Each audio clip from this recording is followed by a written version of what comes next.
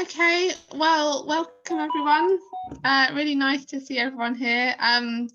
So yes, this is the launch of our programme of engagement events with the Cambridge Climate Change Charter that Cambridge Carbon Footprint are involved in. And this is our launch of our seminar series for businesses. So really good to see you all. We've got a great lineup of speakers. If I can just remind you of a few housekeeping bits. So firstly, when you're not speaking, if you can keep yourself on mute, that would be really appreciated. We are recording this evening, so if you're not comfortable being visible, then just turn your camera off and just keep yourself on mute so that you don't feature in that. So we're going to be taking questions throughout various points in the evening today. If you've got questions, then feel free to type them in the chat and Nicole will keep an eye on that. What else do I need to say? We'll be touching on various topics tonight, but then also there are going to be 3 more sessions as well. So if what you want to particularly focus on doesn't come up, then there'll be more chance to go into detail at some of the other sessions. So yeah, so we're quite limited on time. We've just got until 8:30 this evening. So can I just remind all of our speakers to try and keep to time and not overrun too much to give lots of chance for questions. That would be super. So yeah, just really great to have you all here. Obviously, the Climate Change Charter is a great initiative from the City Council that Cambridge Carbon Footprint are really keen to, happy to be partnering on. And we're looking at individuals and their carbon footprints, but we're also looking at businesses and what businesses can do to kind of drive forward towards net zero. So it's great to have such a range of different businesses here this evening and some fantastic speakers who are hopefully going to inspire you all with the things that they've done and the different opportunities that there are for what you can do. So I'm going to kind of just swiftly pretty much hand over to our first speaker.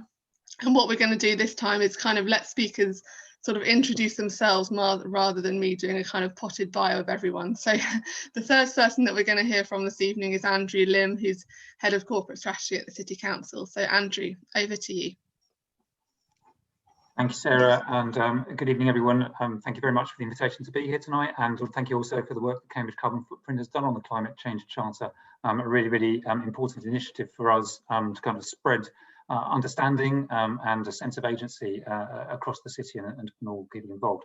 First thing I'm going to do is try and show a short film, so bear with me while I try and share that.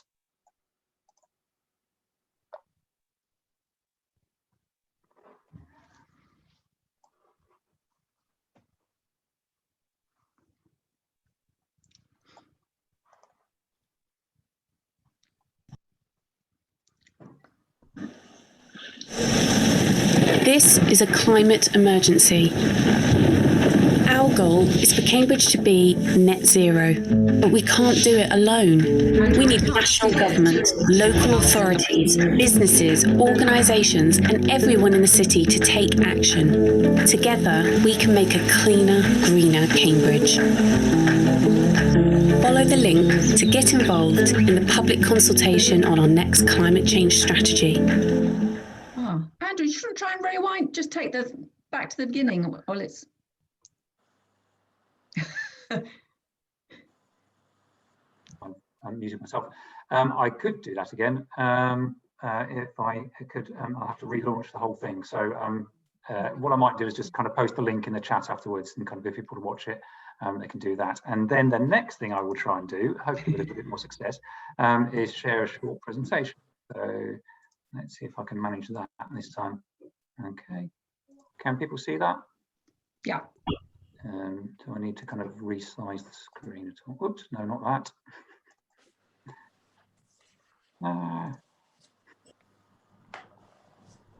Right, there we go.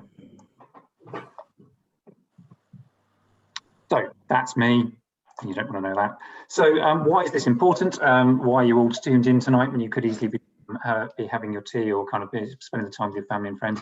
Well, it is important because obviously the whole planet is facing a climate crisis, and that comes home to roost in Cambridge as well, which has seen the hottest temperature in the UK ever recently, but also in the way that it impacts on people and businesses and our ability to kind of carry out our lives. It won't be the same in the future. Although total emissions in the city have fallen in the last 20 years or so, a lot of that is down to decarbonisation of the electricity grid. So it's going in the right direction, but you're still looking at over 500 kilotons of carbon coming from Cambridge per year. And where does that all come from? Well, again, why are we launching the climate change charter for businesses? Andrew, for me, it's still on the title slide. Is that the same for others? Yeah, I think you just need to click, or you can start the slideshow or just click to the. Oh dear, I've been clicking through. What I'm seeing is different slides. Have I failed? I can try, Andrew. Okay. Sorry for my incompetence. If you stop sharing, Andrew, then I'll have a go. Okay.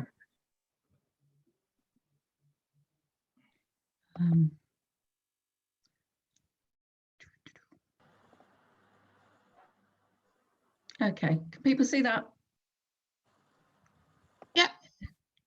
Okay, and so do you want slide? I was on the third one, the pie chart. So thank you.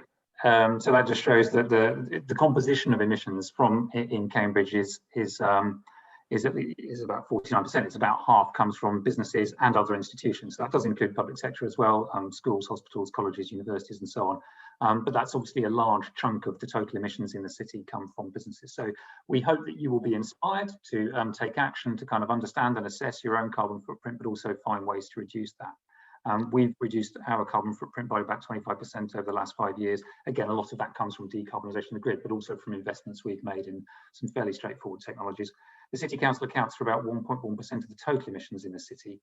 So clearly we're trying to do our part. We know we need to do more. We recognise the need for further action, but we hope others will also feel the imperative to address this issue with us and partner with us in kind of reducing it. And we hope that you'll find the Climate Change Charter to be a useful tool in that. Just have a quick look at the next slide, please. So we've had climate change strategies for 15 years or more, and we're currently in the process of revising our strategy. We have a current consultation exercise going on. The objectives we're setting for ourselves include addressing our own footprint and then trying to support businesses and others to reduce theirs, reduce emissions from transport and waste and so on. But in particular, this point of tonight is in line with the fifth objective around helping businesses as well as residents to understand and address their own impacts and adapt to that. So next slide, please. So that's the link to our consultation, if anybody's interested in filling that in, if you haven't already done. We have over recent years tried to kind of bring together senior people from key institutions into something called a City Leaders Climate Change Group. I think we probably need to revamp that going forward and find a kind of place where people can speak kind of freely about their own plans and share ideas and hopefully collaborate more on how we can reduce carbon across the business community and other institutions. I've just included the address for Cambridge 2030, which again is a kind of an organisation which is trying to bring together businesses and others to address climate change and other social justice kind of objectives, and that you can follow through if you're interested in trying to understand more about what they're doing. Next slide, please. So some sources of support. So it's not just chat and exhortation and kind of wise words. Eastern New Energy is a programme that's being delivered through the Peterborough Energy Trust, or Peterborough and Cambridge Energy Trust. It's funded by the European Union and the government. So they might actually have some resources that they can kind of bring to bear if you're interested in getting in touch with them and finding out how they can actually provide real tangible support to businesses to kind of deliver energy efficiency programs and other developments in your businesses. The Carbon Trust used to do that, but I think they don't have money so much to offer now, but a lot of advice. On their website, there's all sorts of advice for businesses about how to take carbon out of different parts of your operations. The Cambridge University Institute for Sustainable Leadership again has an accelerator, which again seeks to support business, and the Energy Saving Trust again I think has some programs which are aimed at businesses and providing practical tangible support. So I think that was all I was going to say. Taking Sarah's kind of message to kind of keep time.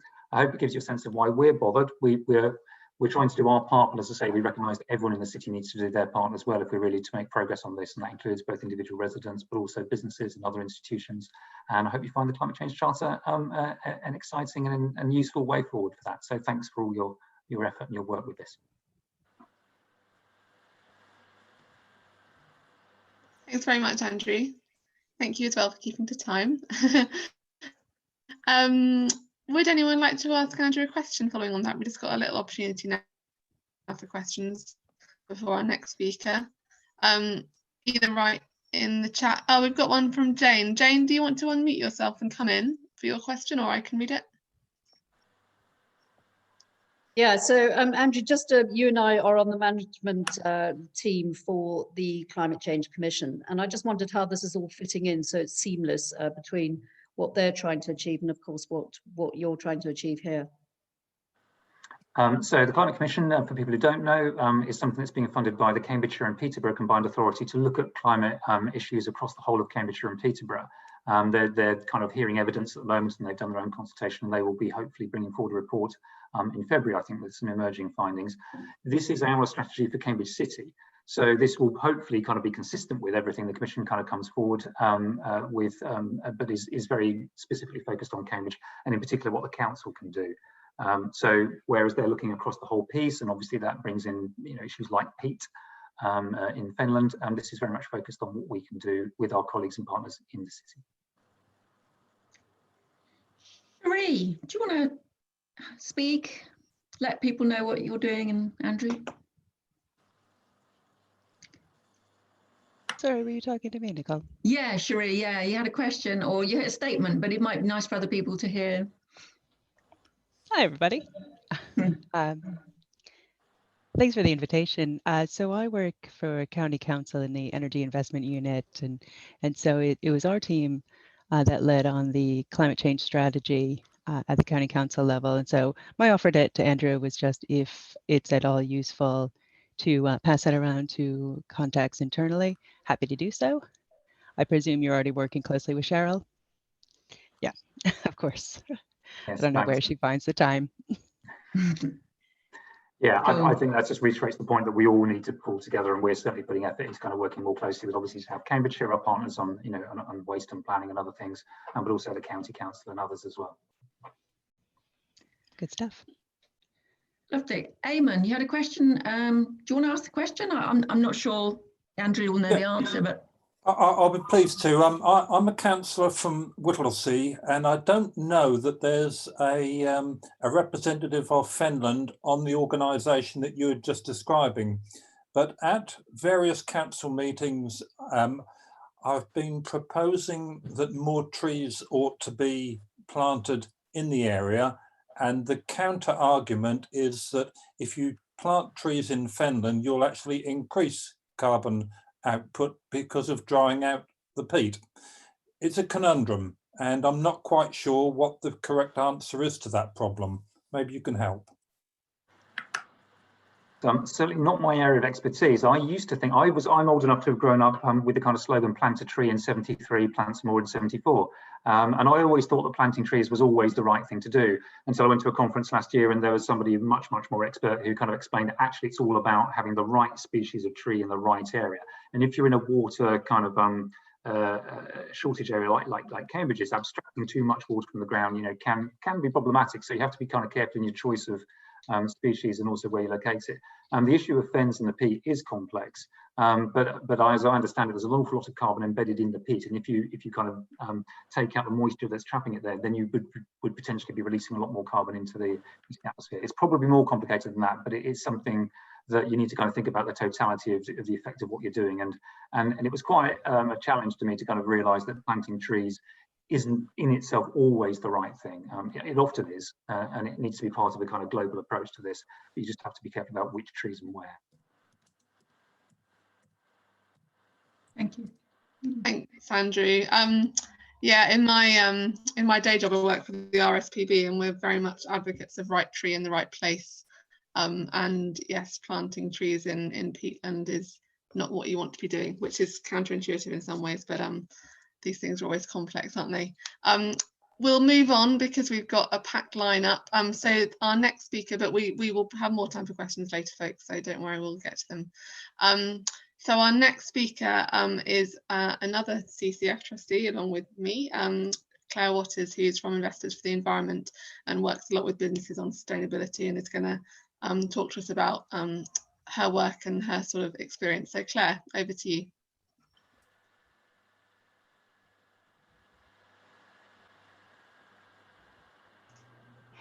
That didn't unmute me. Can everybody hear me and see my screen okay? Yeah. Okay. Thank you. So I'm Clare Watters. As already said, I'm a sustainability consultant for Investors in the Environment, or IIE. IIE provide membership, support and accreditation services, and I've been with IIE for nearly a year now. But all told, I've got about 10 years of experience working with a variety of businesses, supporting them in different ways, some directly putting in place informal EMSs, environmental management systems, some putting in place EMSs that are looking to gain some sort of specific accreditation, such as IIE or ISO 14001, and some just looking to support them to make them more streamlined and efficient. So today I'm going to be talking a lot more about environmental management systems and the whys and wherefores, etc. So has that moved along? Good. So the first question I wanted to address is why have an environmental management system? Because I think sometimes it can be seen as an unnecessary admin burden that interferes with a very real, important and urgent work of putting in place new lighting, making people recycle, investing in new equipment to make processes more efficient, etc., etc. And the answer is that an EMS provides a more effective way to make beneficial changes within an organisation. It's a more strategic and objective assessment of what a particular organisation's environmental impacts are, and then working out how best to reduce those, and preferably at the same time getting more bang for your buck by working towards other company overarching objectives as well. So it's a whole business approach as opposed to just discrete actions. So I'll be talking about what types of organisations benefit from an EMS, how to assess impacts, thinking about your goals, the key elements of an EMS, and then I'm going to very briefly talk about two of those elements, policy and measuring resources. So the quick answer to this question, what organisations benefit from an EMS, is all organisations benefit from an EMS. But I wanted to try and give a visual on that of the different types of businesses that have EMSs and benefit from having those EMSs. So these are carbon footprints that I supported two organisations to develop, two of our IIE members. They're both green accredited. So essentially that means green is our highest level of accreditation. So that means they've got a robust EMS in place, and then meeting targets for improvement against specific nominated resources. So the organisation on the left, you can see it's a small office-based business. They've got less than 20 employees, and their carbon footprint is relatively small, 6.1 tonnes. The organisation on the right is much larger. So they've got over 200 employees, and it's a large manufacturing business, and their resulting carbon footprint is much larger too, 253.6 tonnes. And obviously I should say at this point, the carbon footprint is just a snapshot of one particular impact that they have. Obviously there's lots of different things like waste, etc., that aren't encapsulated within these carbon footprints. It gives a nice visual overview. So these two organisations, very different. And I wanted to also point out that the organisation on the right, just because they've got a much bigger carbon footprint, it doesn't make them a bad organisation. It doesn't make their environmental performance worse than the organisation on the left. It's in fact a business that manufactures a product which is in high demand by the NHS in the fight against COVID. So it's a very important business. So you can see as well, the other things that I wanted to show with these two carbon footprints is that the breakdown is very different. So you can see for the organisation on the left, this is their mileage, and that's their most significant impact proportionally on their carbon footprint, whereas the mileage of the manufacturing organisation is dwarfed by the electricity consumption, which is nearly 2/3. The electricity consumption for this organisation, relatively much smaller. So they're obviously, both organisations are looking at both things within their environmental management system. But the important thing is that they're both working in different ways, looking at the different priorities that are important to them to make those environmental changes to improve their environmental performance. I should also point out that, you know, it doesn't mean that the smaller businesses shouldn't bother and get involved, because they've got much smaller carbon footprints, because around 99% of businesses in the UK are businesses that have less than 50 employees. So when you gather them all up, obviously that's quite a significant impact that could be potentially reduced by having an environmental management system in place.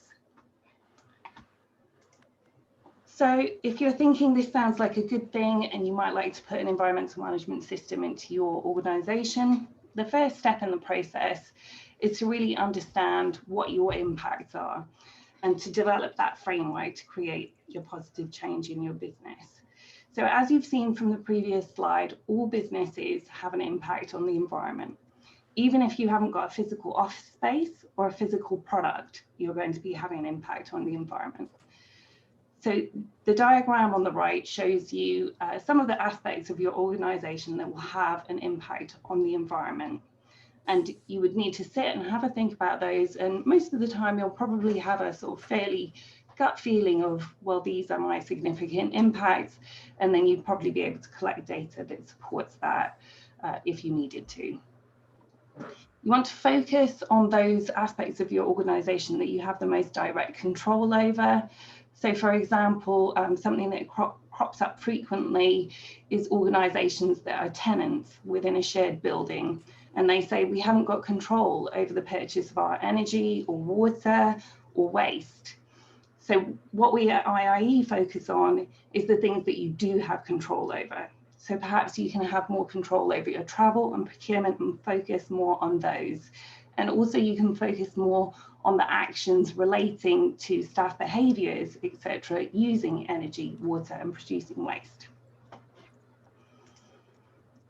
The next step is to have a think about your big environmental goals.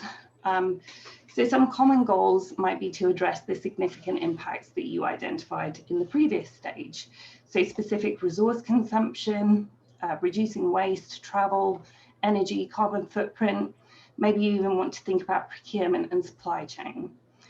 From the feedback that CCF have already done on the attendees tonight, it was thought that quite a lot of you are already doing a reasonable amount and are perhaps feeling more ambitious than your average business. So I wanted to suggest some of the more sort of inspirational things. We do have more businesses approaching us now thinking about, oh, we want to be carbon neutral, and even businesses wanting to go further than that and wanting to be carbon positive. And we were even at a recent event talking about businesses becoming regenerative rather than just sustainable. We also encourage our businesses to think about aligning their goals with much broader UN Sustainable Development Goals, so that they're working as part of a much broader vision for a better world. But if you're not that far along and you want a more of a starting point, an EMS is still for you. So some key elements of an EMS. So these are the key elements of an EMS. This is the sort of things that we help businesses to put in place. Once you've had a think about the previous two steps, you can start putting these in place.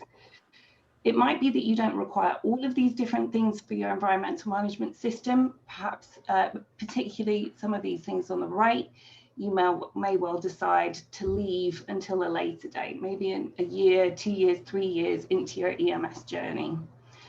It's also worth saying it's not necessarily a linear process where you start at appointing the green champions and work systematically the way through.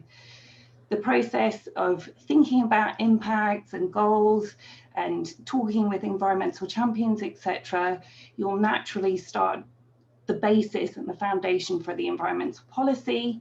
And then through drafting those things again, all of those will naturally, ideas will start to drop out that want to be followed through then on the action plan.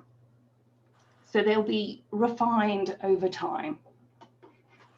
And I'll quickly just talk through a couple of the key elements. So first of all, your environmental policy. So that's your statement of intent, outlines the scope of your commitment. And it should be more than just a document that sits on a pinboard or on a website talking about grand ambitions. It should drive sustainability throughout your business and show leadership and top-level commitment to the EMS. It should link in and be followed through on with all of the other elements of the EMS. So if you've committed to it in your policy, there should be actions relating to it in your action plan. And I'm just going to talk a little bit about measuring resources now as well. So monitoring is going to help you establish your baseline, where you are now, and understand your consumption. It doesn't sound like a very exciting thing, and I'm aware of that. It doesn't sound like something that's going to create great savings. It's not as exciting sounding as, oh, let's whack some solar panels on our roof. But some really great savings can be identified by monitoring and comparing and contrasting and trying to figure out why on certain days or weeks or months you're operating more efficiently than others. And I wanted to come back to the business I referred to on an earlier slide, the larger manufacturing business, because they have managed to make some really great savings by doing just this. They actually monitor a lot more tightly than we require for IIE accreditation. They're monitoring on an hourly basis to see how much waste, how much water, and how much energy is being used to produce a certain unit of their product. So how much wastage is being produced per product, and then analyzing that to figure out, well, why is that? Why is it that yesterday this was being done so much more efficiently? And by figuring that out, they can then make sure whatever it was that happened yesterday when it was working so efficiently happens all the time, so that they're always operating at the most lean and most efficient. Monitoring resources is also really key if you want to develop a carbon footprint or think about carbon neutrality or carbon positivity. So obviously it's very important on that front. And that's something that a lot of businesses are interested in now. It can also help you to show progress through reduced environmental impacts and cost savings. And that's really important for two reasons. Number one, it can really help with staff engagement. So let's say you run a zero waste week. If you monitor the waste produced before the week before the zero waste week, and then you monitor the waste the week of the zero waste week, and you can say to your employees the week after, we've monitored this, we've run the figures, and a result of the behaviors that you changed during that zero waste week, we managed to reduce waste by 40% or whatever the figure is. And that's a real incentive for your staff to continue those behaviors and make it not just a zero waste week, but make those impacts keep going for much longer. Monitoring is also really important in terms of cost savings, because obviously then you can use those cost savings to perhaps justify other investments. So it might be in softer sort of things for the EMS. So maybe thinking about bird boxes for your to improve biodiversity in an office garden, or it might be looking at bigger strategic investment in the building, so heating, lighting, insulation, etc. And that's all I've got time for, really. But if you do want to have more information before the next 3 sessions, please do have a look at the IIE website, iie.uk.com. There's loads of information about our members, case studies, blog posts, some really great videos from our recent IIE awards, etc. The idea is that CCF, supported by IIE, will be running another 3 sessions throughout January and February that will help businesses to put an EMS in place. So my aspiration is that you'll walk away with the solid foundation for an EMS. Whether you're looking to just save some money or show off your green credentials to specific clients, or perhaps you might even be thinking about gaining an accreditation, maybe IIE, maybe ISO 14001 if you've got a specific business case for that. and I'm happy to answer questions. I think that's everything I've got to say. Thanks very much, Claire. That was great. Thank you. Nicole, do you want to introduce some questions? Have you got some? Yeah. Jane Patterson Todd. Would you like to unmute, Jane, and you got to ask a question, and then Warren Pope afterwards? Just a simple question, actually. It's very generic, but I just wanted to understand if you agree with carbon offsetting. I'm sure it sort of has its place, but interested in your views. I definitely think that the first port of call is to reduce energy consumption overall, and then think about carbon offsetting once you've got it to a stage where you really feel like there's no more reduction to go, or you need to wait for technology to improve, etc. So personally, I think there's a place for it, but it needs to be underneath efficiency. Lovely. Warren. Would you like to unmute and introduce yourself, Warren, and just ask a question? Yeah, got it. So it would unmute for a minute then. Yeah, no, I'm Warren Pope. I'm the new, starting tomorrow, the Retrofit Works Retrofit Project Manager for Cambridge. Just wondering, Claire, if you could explain a bit more about what IIE does. Of course I can. So IIE provide membership and support services and accreditation. So the way that usually works is a organisation would sign up with us. We would have an initial welcome call, establish their sort of where they are now, figure out what their priorities are, etc. And then we've got lots of tips and toolkits and document templates, etc. that we send over, and we kind of agree actions and next steps.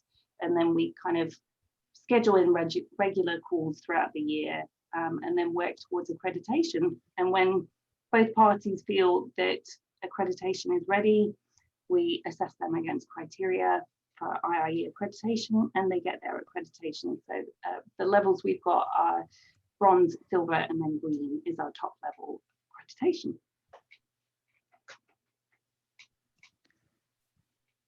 Okay. I haven't got any other more questions for now. Has anyone got any more questions they want to ask, or should we move on?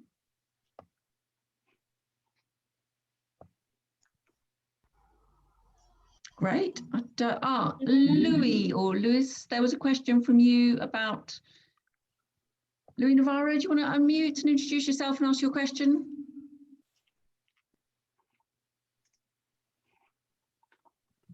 Hello. Hi. Yes, the question was for the City Council, and also, well, in a way, for the City Council. We mentioned that there is, it's not only about planting trees, but at a council level, at a local level, do we have the expertise, or do we go to the experts to say what is it that we need to do with the open spaces and the land around in our city and our county?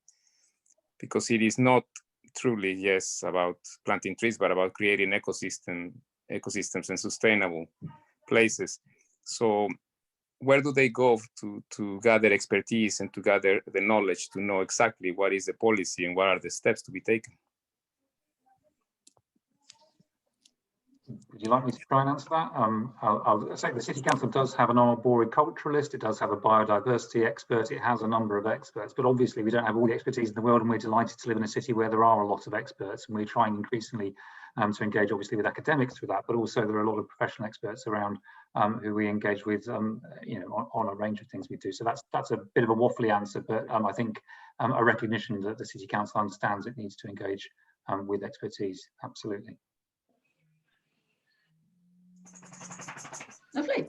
I think we can move on. Peter, yeah. Thanks, Andrew. Thanks for that. Okay, so we've got we'll do two speakers back to back now before we go to the next set of questions. So we're going to hear from two quite different types of organisation about their experience. So firstly, we're going to hear from Peter Gilheany, who's the director at Forster Communications, which is an SME. And then at the other end of the spectrum, we're going to hear from Richard Hales, who is Energy and Sustainability Manager at Cambridge University Hospital, so a large public organisation. So Peter, first, over to you. Thanks, Sarah. Hello, everybody. I'm going to share my screen very quickly.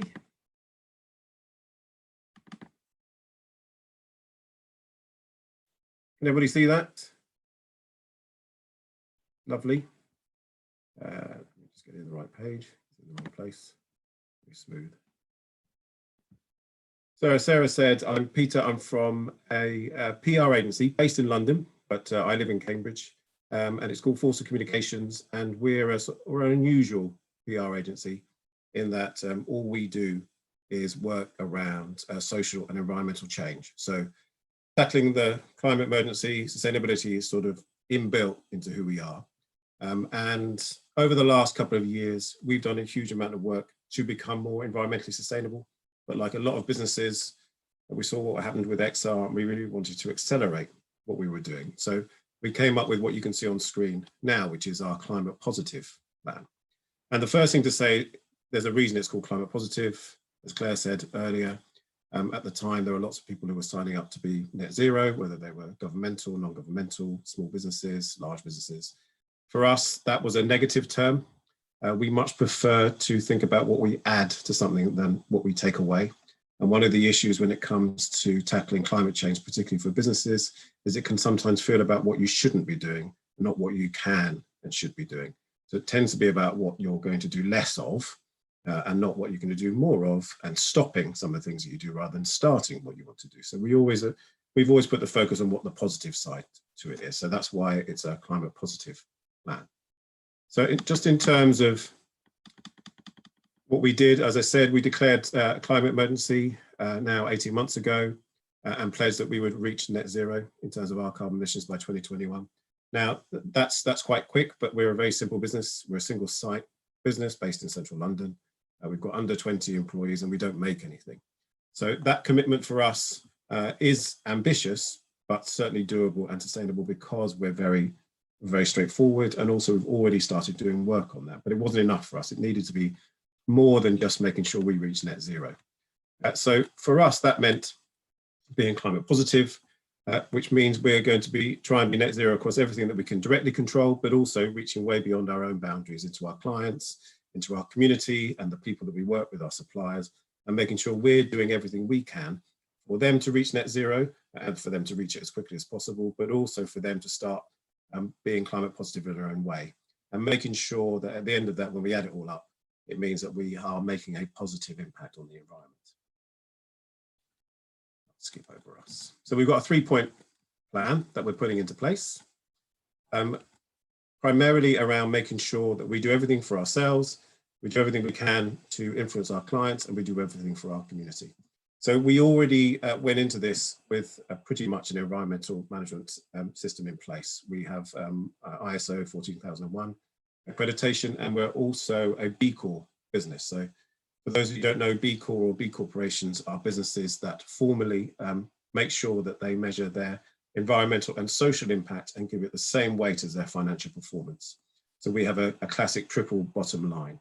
Everything we do must deliver in terms of the environment, in terms of social change, and in terms of our financial performance. So we're already we're really already at an advantage.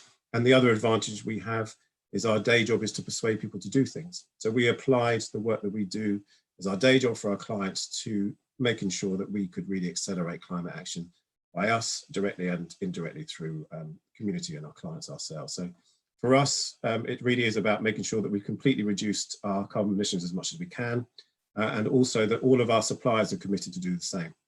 So we won't work with a supplier beyond the end of the year after next who hasn't already committed to being net zero. Same with our clients. We want to work with them to make sure they're tackling the climate emergency. And again, unless they've publicly committed to cutting their carbon emissions by April 2023, then we won't work with them. Now we're doing that not to really create a problem for ourselves in the future, but more taking a calculated risk that is the direction of travel in almost every business market. And in fact, we're already starting to see when we're getting briefs through for ourselves to respond to as an agency, a requirement for any of the agencies to respond to that brief and to qualify for it, to have already indicated that they want to be net zero by a specific date.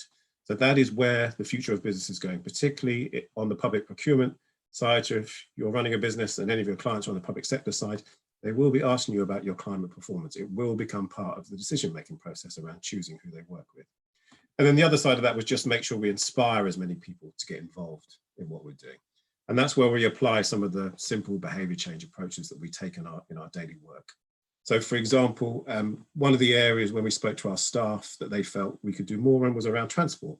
It was very interesting to see Claire's picture of what an SME in Cambridge looked like. We're based in central London. Our primary climate impacts aren't really around transport because we don't have anybody driving. Everybody takes public transport, walks or cycles.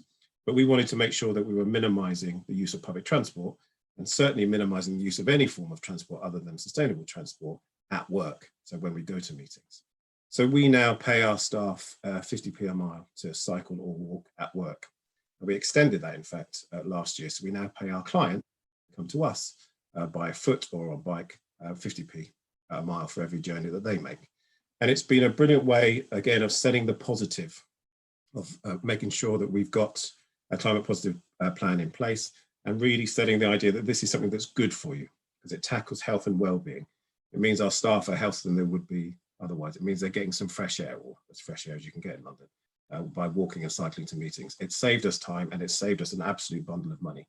So the cliche for PR agencies is that they use a lot of taxis.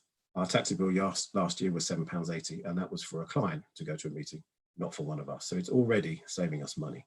So our focus really is on those simple things that we can do to create change that will inspire others, and primarily looking at what those barriers might be. So for our suppliers, this year is all about making sure that they're adopting net zero targets. And we're doing that by, we've produced a toolkit for all of our suppliers so they can see simple ways that they can make that reduction. We're providing them with climate footprint measurement tools, and we're encouraging them to learn from each other. And at the same time, we're telling them that as soon as they do hit the target that we've set for them, it's not just about being a supplier for us, we will actively promote them to our clients and to the wider B Corp community. And we're doing the same with our clients, where they, and generally with most of our clients, because they're either sustainable businesses or charities, they want to be doing something around this, but they just perhaps don't either have the time or necessarily the senior leadership commitment. So we will work with them to get the commitment from the senior leadership side so they can start thinking about how they're going to apply and publicly commit to a net zero target. So an awful lot of what we do is really about communications and encouraging people to see the vision and to sell what we would always call enlightened self-interest. What's in it for me and what's in it for the environment, and make sure that that is a focus for what we do. So just to give you a little bit more detail on what we're doing, there's a direct action that we can take and some of the key areas that I think have already been spoken about, but perhaps one area that hasn't come up is the finance side. So all of our banks that we bank with are sustainable banking options. We don't have a huge number of investments, but the investments that we do have are all investing in climate positive investment funds. And actually the biggest challenge we're having is to get our pension fund switched to a climate positive one. As is not unusual in these circumstances, they're easy to join and they're very hard to leave. But that's the big challenge for us over the next couple of months, to make sure that everything, including our finances, are lined up on that front. And then just to give you an idea of what we've actually done, similar to what Claire's already covered off, but just so you can see for a business of our side, there are various different things that we've done and we measure ourselves against, and the ISO standard is incredibly helpful, but also the B Corp accreditation that we do every 2 years. There is an assessment tool called the B Impact Assessment that also has an open source framework to allow any business to go in and see how they're performing. One of the areas it's really good on is on your environmental performance. So if you just want to get a sense of where you are, then it's definitely worth looking at that B Corp framework to see how you're getting on.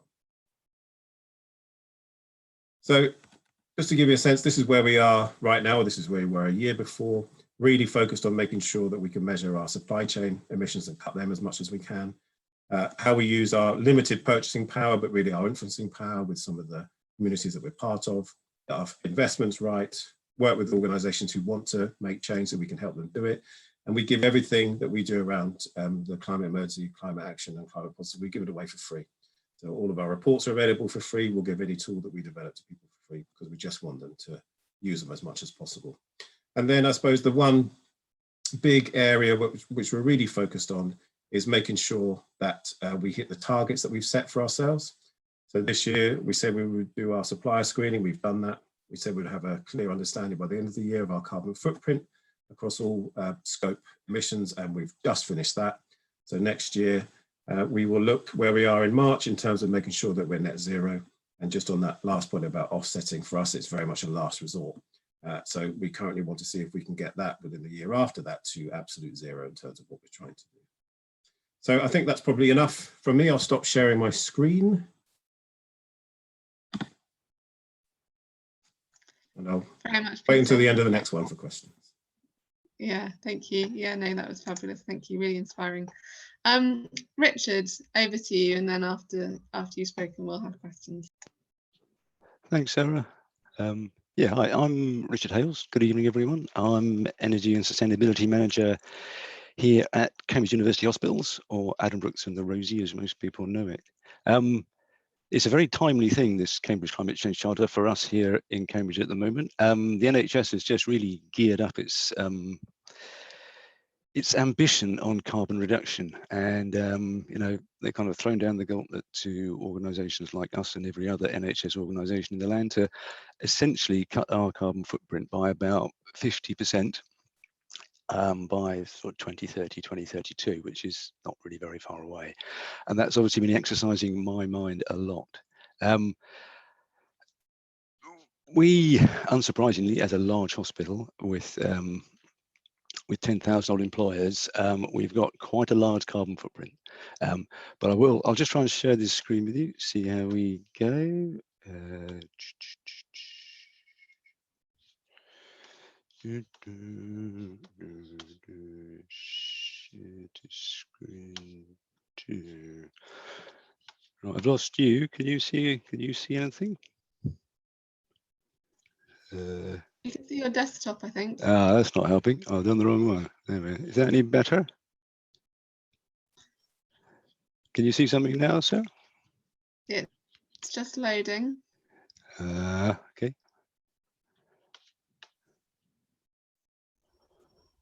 I've just got a black screen. I don't know about anyone else. Have you?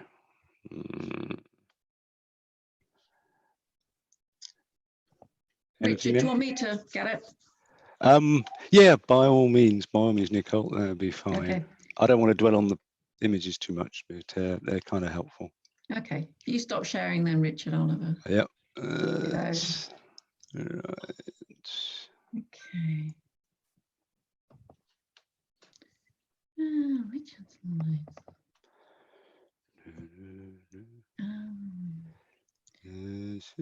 Okay.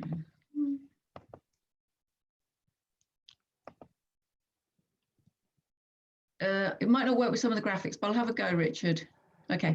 Yep, lovely. Just tell me when to move on. If you could just move it on, that would be great. That'd be great. This image here is kind of how I like to try and visualize where we are at the moment with our very sizable carbon footprint. It's depicting what a lot of us will probably know is kind of the linear economy in which everything flows from one end to the other with a great deal of waste, and an effort to try to recycle what we can and run on low carbon energy. We work pretty hard on all these factors. You know, we do a lot around energy, working with our plant and our equipment here to bring that energy consumption down. And they're all things that really both Claire and Peter have kind of covered. So I don't really want to dwell on that too much. Similarly, with travel miles, you know, travel miles is something that we can calculate together with our internal energy, and we take a lot of the steps and we measure it in the same sort of way as you would at the smaller scale too. The bit that interests me the most at this point in time in trying to halve our carbon footprint in 10 years is the amount of carbon that's embedded in all the goods and products that we buy. As you can see from this image, that's a very large amount. It's about 4 or 5 times everything else added together. So that's where I'm trying to work out where and how we can do something about. It's the hardest bit to reach. I think what's particularly important in this linear image is that so much of that gets wasted at the moment. There've been some fascinating sort of studies done that kind of suggest that the world at the moment is only about 9% circular, which means about 9% of all the value of the goods that go in it actually are cycled back round every year. And that's clearly unsustainable. And it's kind of reflected in in our numbers here. We do recycle a lot and we do send a great deal off site. We've got 22 odd different recycling streams taking waste away from here. But we know that that's fairly low value recycling, and we have to pay for virtually all of that to be taken away. And when you've paid for the goods in the first place and all the value that's come with it, and then you have to pay to have them taken away afterwards, you wonder what's going wrong a little bit. So if you could click onto the next slide, please, Nicole.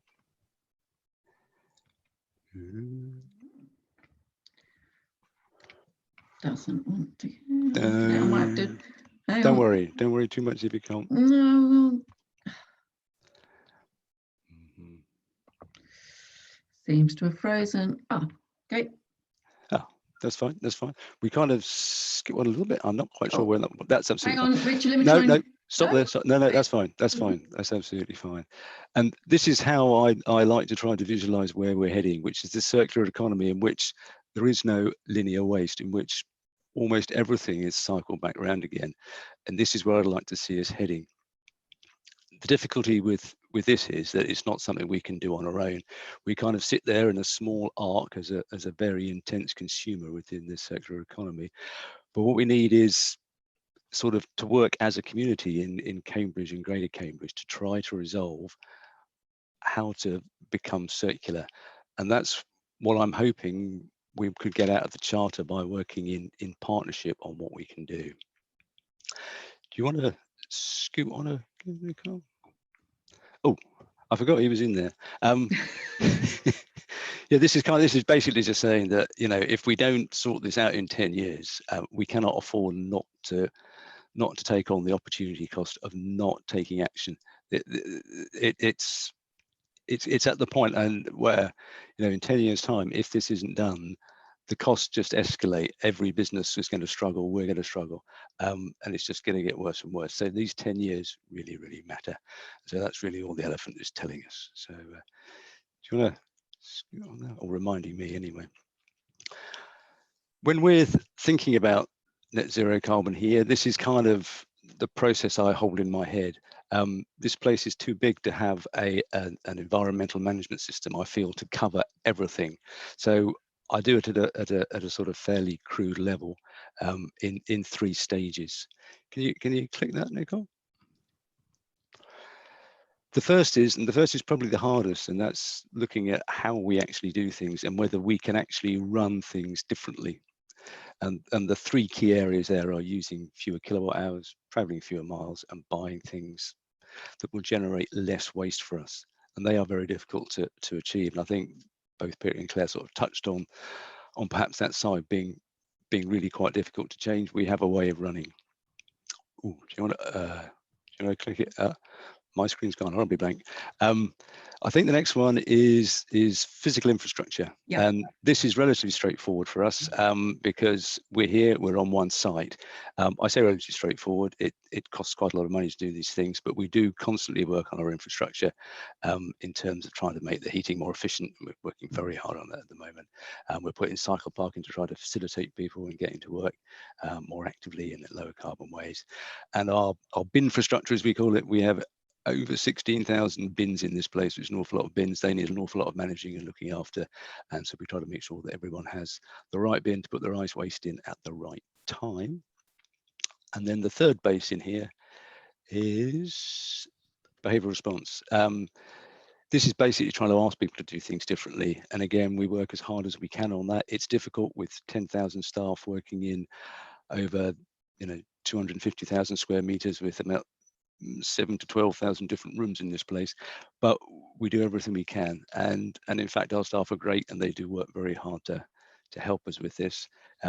Various things that we have been, particularly, I mean, working from home has become a fairly regular occurrence for quite a lot of staff here at the moment, and that has helped, and we're hoping that will be a longer term change in certain ways. But I think the important thing here is that for every idea you might have about cutting your carbon emissions, it's important to tackle all 3 bases at the same time. Historically, a lot of effort has just been focused on physical infrastructure and a little bit of voluntary action from the grassroots. But I really do think that you need to pick them up 3 together. And if we do come up with plans and we do tackle through together, we get much better outcomes. Thanks, Nicole. This was the last bit. I kind of did it in sort of longhand, and I've just been thinking a lot about the fact that we buy our waste. We pay an awful lot of money for our waste, and then we pay an awful lot of money to get it taken away. The carbon footprint that comes in through goods in is our biggest, as I pointed out in the first slide. So what can we do about that? We try to look upstream. We try to put pressure on our suppliers, get them to disclose their carbon footprints, but that is incredibly difficult, and I think it will continue to be very difficult. What probably is more important is to look downstream to see if we can hang on to the value of what arrives in goods in. As I say, we pay good money for it, and then we pay to take it away. So we ought to be trying to hang on to that, and that's where I see the potential for local partnerships in Cambridge and Greater Cambridge in trying to improve our capacity to hang on to the value of what we buy. So much carbon is expended in getting products to us that actually we ought to try to be much better custodians of that carbon when we receive it, and to make sure that the product gets back into the supply chain without having to go right back to scratch again to create it. And there are various things that, you know, we could do, and I think the more organizations that try to do it together, the more likely it is to succeed. And that is in, you know, specifying products for local repair and refurbishment, and that means hooking things together, specifying design for disassembly. You know, so much of what we have is very hard to take apart and break into the constituent parts that could be recycled or refurbished or reused again. If you can get those clean streams, you're much more likely to find someone to recycle them for you. And again, if there's the potential to share our streams across Cambridge and somehow set up not-for-profits or commercial outfits that can take these and group them together and pass them on back into the supply chain, I really do feel that's where we need to be going. Then specifying, not necessarily MS packaging, but that's kind of taken for granted, and it's pretty standard practice.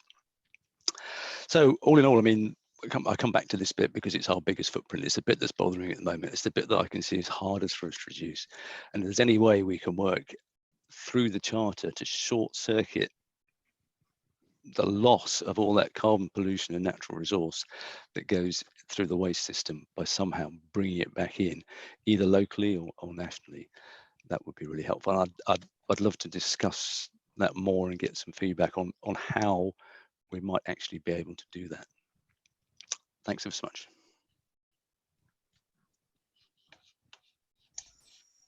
I'll just stop sharing. Thanks, Richard. Fascinating stuff, and various comments and questions coming on the chat. So I think everyone's found that really interesting. Nicole, are you happy to field the questions again? Yeah, you might be more familiar with Sarah because I was sharing my screen, so I wasn't looking at the chat so much. But I've got one from Tom here. Tom, to Peter. Yes, so Peter, I was just bowled over by the plan that you were working to, and I wanted to ask, how did you get this plan adopted? So how did you get agreement for such a inspiring radical plan?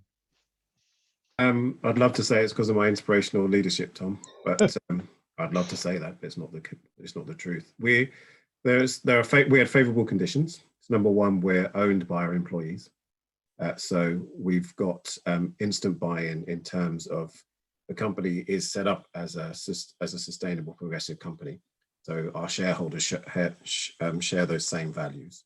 But actually, the thing that got it adopted the most was making sure that it wasn't the idea of the senior leadership team. So we've got three directors. We all wanted to do something quite radical. And actually, we started talking to the staff and we got it completely wrong about a year before we did the plan, in that we decided, well, this is something we've got to do. We always want to be ahead of the game. And we started just talking it through without really thinking about it. And one thing that came up was we were going to ban animal products from our office. We were going to become a vegan office. That went down like a fart in the bath because we hadn't really set the context for it or made it clear that this wasn't something that was going to be imposed from above. So about a year later, having had our fingers burnt around how to introduce it, We made sure we spent that year really just talking through staff about what was in it for them, what was in it for us, and what was in it for the environment, to make sure that we ticked those 3 boxes as often as possible, because people are much more motivated if they can see something in it for themselves, particularly around climate action, because it seems so big, and because generally it seems quite hopeless when you view it in a big way. You have to make people realize that they've got power, that they have a role and agency, and that they can do something that will actually be enjoyable. So we made sure that we did regular consultations with the staff to figure out what it is that they wanted us to do. We set the big hairy goals and we asked them to tell us what was the best way of getting to them. And that was easily the best way of doing so. The same with our suppliers. We didn't just tell them we were doing it. We spent a year letting them know that we had some plans and what were their thoughts on it. So nothing was a surprise, and they felt like they had a stake in it. That's probably the big thing. And then also we PR it all the time. We tell all sorts of other people, and we choose the things that are the most accessible. So the fact that we pay people to walk and cycle at work, it always gets people's attention. We provide bikes for people. It always gets people's attention. We persuaded 3 clients to offer the same scheme. So that's immediately gets people involved. They can see the difference that it can make, and they can see that there's tangible results. So those are probably the main things we've done. Thanks, Pete. I've got some questions for Richard. Neil McKillop and then Margaret Reynolds. Do you want to ask your questions on mute? Neil first. Yeah, I'm a bit surprised that the NHS is an organisation of, I don't know, 100,000 people, and you're one person or maybe a team of 5 or 10 people. I just find it surprising that if the NHS is going to set goals around carbon reduction, that it doesn't have some process for giving you a lot of input as to how you could do it, how you should do it. And I realize I'm saying that in complete contrast to someone else who said, well, fantastic, yeah, just get on with doing whatever you can, which sounds like what you're doing. But to me, that might work. I mean, it seems to work really well in a group of 20 people who've got the ideal conditions, but you're working in a hospital system with, I don't know how many thousand people. It just seems, because there are so many relatively similar hospitals across the UK, it just seems to me astonishing that you're looking to a group like us for support rather than the NHS. That's interesting, Neil. I think it's both sides. I think we need to work within the local communities here. I mean, the NHS is, and since the beginning of last year, has really ramped up its interest in, well, more than interest, its ambition on cutting carbon, and there is now quite a lot of support. It's one of the things that has continued to survive through the whole COVID pandemic and everything we've been managing for the past year. Environmental sustainability is still strong. Our net zero plan was for the whole of the NHS was published in October, and that does set some whole new targets and ambitions. And we are working, there's a regional sustainability network that covers all the trusts and the CCGs in the east of England, and we're starting to lift that again. And it's just trying to bring all the processes into play across the whole of the NHS. It is difficult at the moment, but having said that, it's still got a huge amount of momentum, and I'm much more optimistic than I was that we are actually going to start to achieve real results than I would have been, say, 3 years ago, in terms of reaching a 50% cut in the next 10 years. But as I say, I think a big part of that is what we can do locally and trying to help each other. The circular economy is many loops, and a lot of those are local. So it's the more people that sign the charter and share what they can and can't do across Cambridge, I think the more opportunity we have to succeed. So it's two-way. I think Richard made a really good point when we were planning this meeting about one of the biggest ways they can reduce their carbon is stopping people coming into hospital. So if people from Cambridgeshire are stopping coming into hospital, that will really impact their results, because that's a massive contributor. So if people are healthier, reduces their carbon. So is that right, Richard? Yes, yeah, absolutely. It's absolutely top of the list, and healthcare prevention is hugely important. Margaret, for Richard. Well, all I just wanted to say was a massive job and such broad thinking about it. I wonder, is there actually somebody, some team or someone in the NHS who really does know the answers to these things. I'm sure that they're developed by local groups trying out things and finding out what might work. And it's very exciting that, you know, you're there, and maybe there's something, I don't know, maybe anaerobic digestion, some sorts of use of waste, or I don't know. I mean, we need ideas, but it's just brilliant that it's being looked at as such a large scale operation. We do share a lot, and continue to do so. You know, we're sharing some quite good heat pump technology. Only because I see Steve there up in the corner, and you know, and that's happening across you know, us and Mid Essex Hospital sharing similar technologies and trying to get it off the ground to decarbonise our heat. And that's a fascinating project, and it's going really well. And it's something that is scalable and repeatable. You know, once we've have it as a proven concept, we will push it out there and say, look, here is a possibly very strong solution for, you know, running pieces of individual plant behind the meter off renewable energy, and that would be brilliant. Is there a group that, or some sort of a feedback? I mean, if the NHS is promoting all this, they're surely helping exchange ideas. Yep. Absolutely, there's several networks. It's getting it out over lots of them. I mean, NHSE and I are working hard. The Greener NHS team are working hard, but then we have our local estates energy group that meet every 3 months or so, and again we pass around in there. And I say we've got this regional sustainability network that we're pulling up again. So passing around all that information is really good, but part of that, to me, is what we can do in the community, and encouraging other hospitals.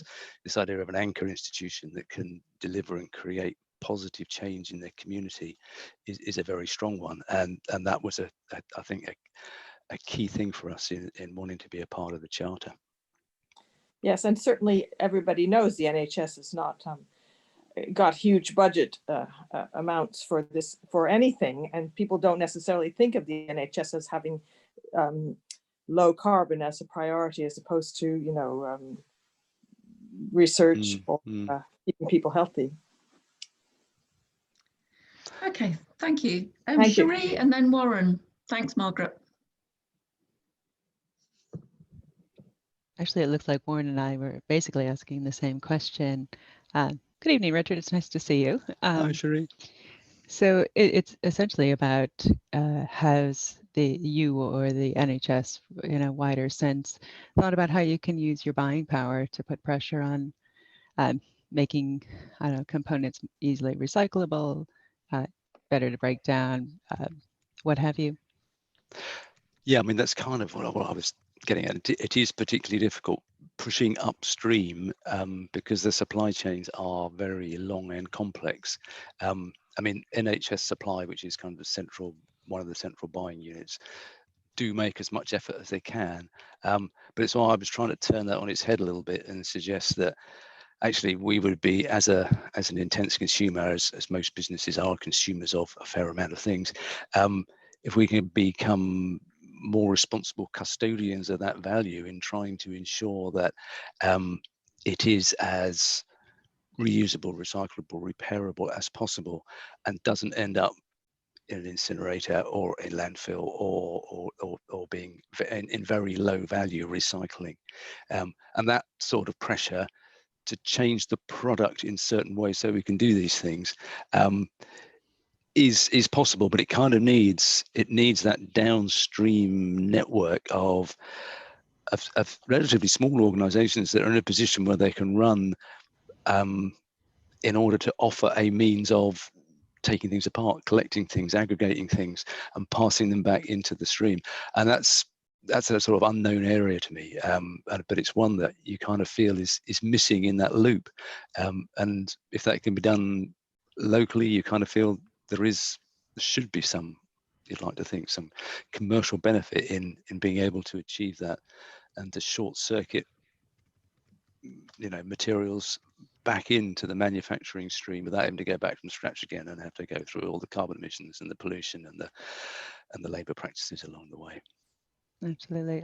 I assume you're not talking about medical waste or No, contaminated. Absolutely. I mean, we're required to incinerate a significant proportion of our waste, which we do, and we reclaim the heat from that. But having said that, there are things that probably end up in there, which if we could pull them out before they're contaminated, but as packaging, and we're able to separate them. So putting pressure on packaging so that we can remove it before it becomes clinical waste is an important thing to do. Thanks. Warren, do you want to ask that, or was it covered?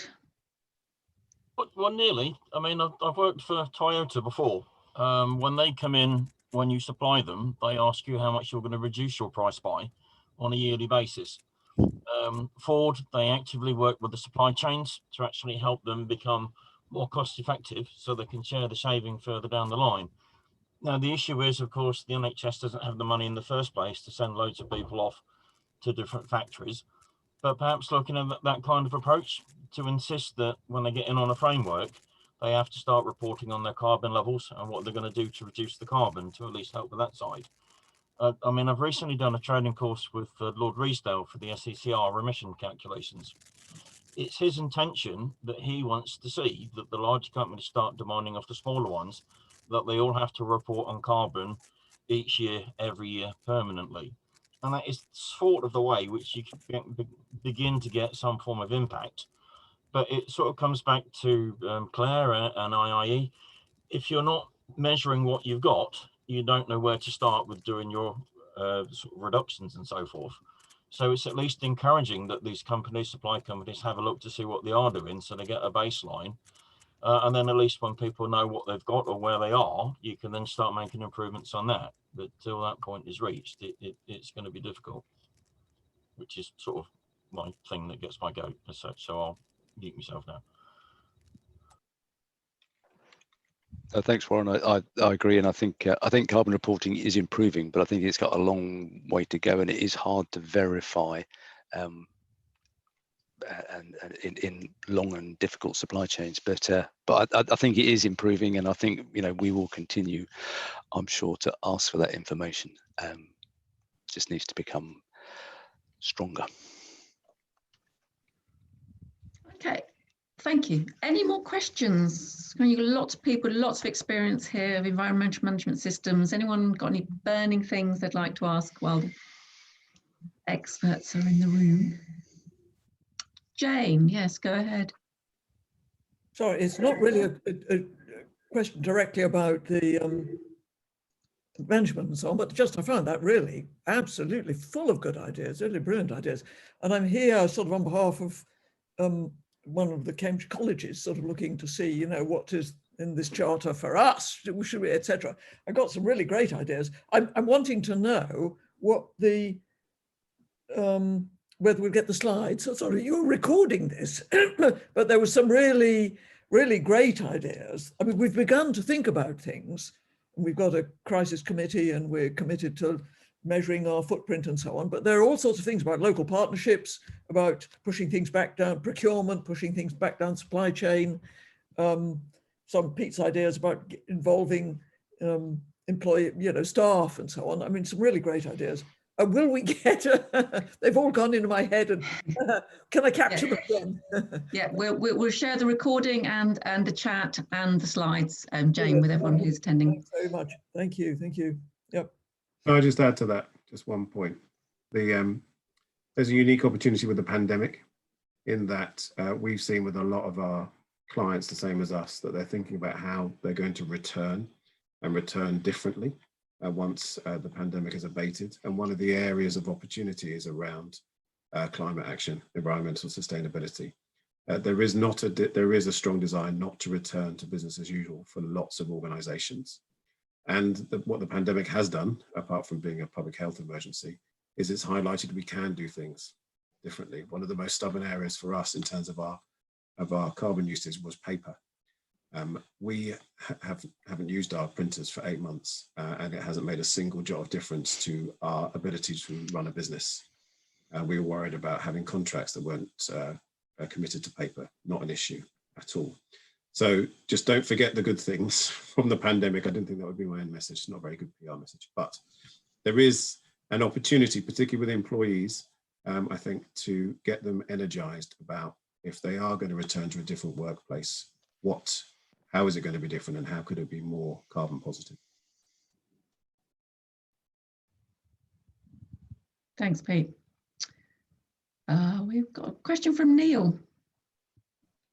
Or is it more a statement, Neil? Yeah, it was more just a philosophical musing with it rather than a question. Anybody else have any questions? Okay, Sarah. Wow, we're 3 minutes ahead. Oh, Elizabeth. Oh. Right, hang on. I'm unmuted.